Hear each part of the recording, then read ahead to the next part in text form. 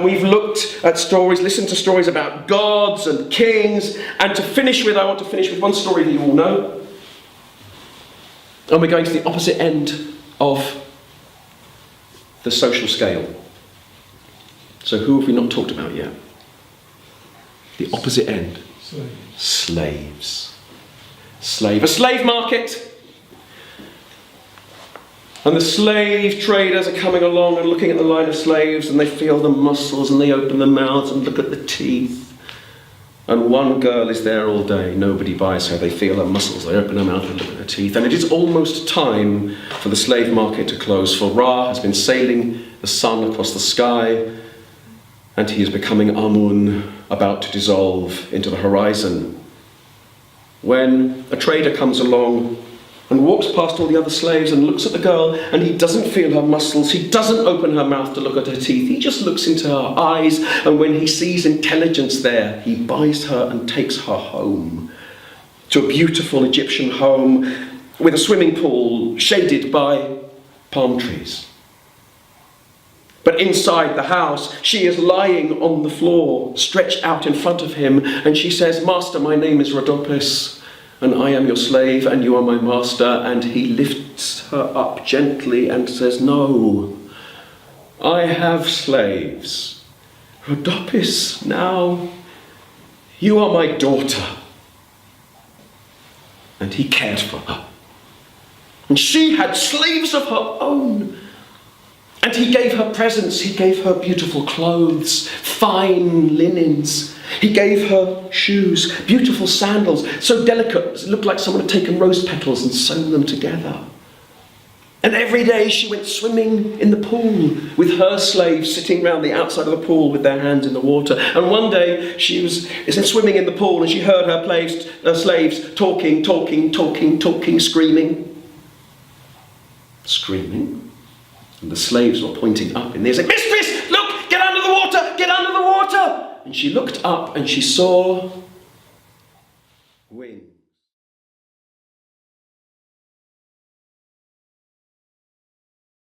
The Pharaoh of Egypt was sitting upon his throne, wearing the crowns of Upper and Lower in Egypt, fronted with the beasts of Upper and Lower in Egypt, the Cobra and the Carrion.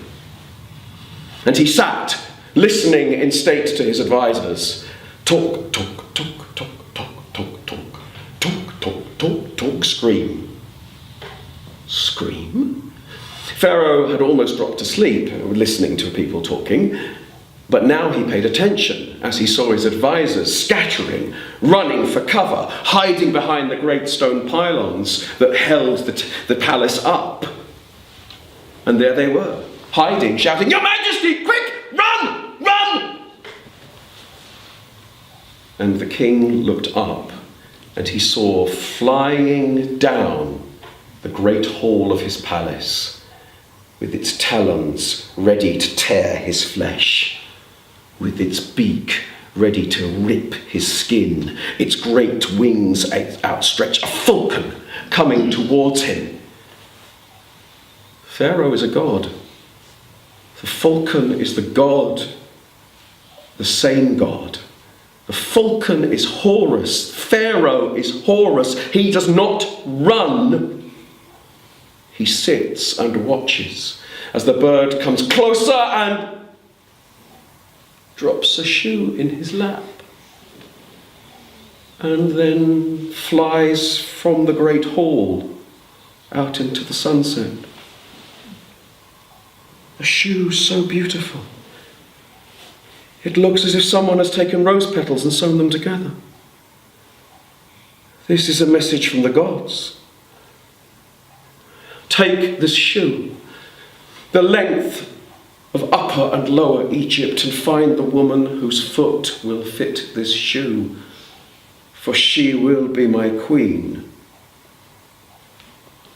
And servants went the length of Upper and Lower Egypt until they found a merchant's house with a swimming pool in the garden shaded by trees. And there was a girl who had once been a slave and whom the shoe fitted. And she became the queen of Egypt. And you and I know quite a few versions of that story.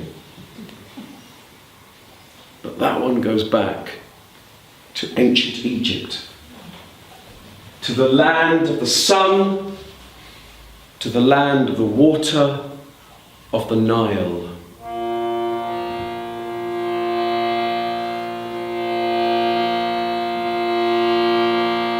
Hail to thee, O Nile!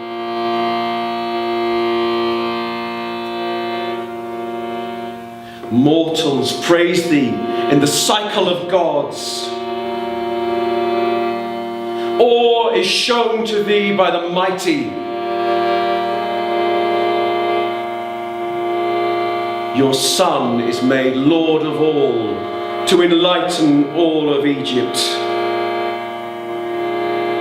Shine forth, O Nile, shine forth in glory.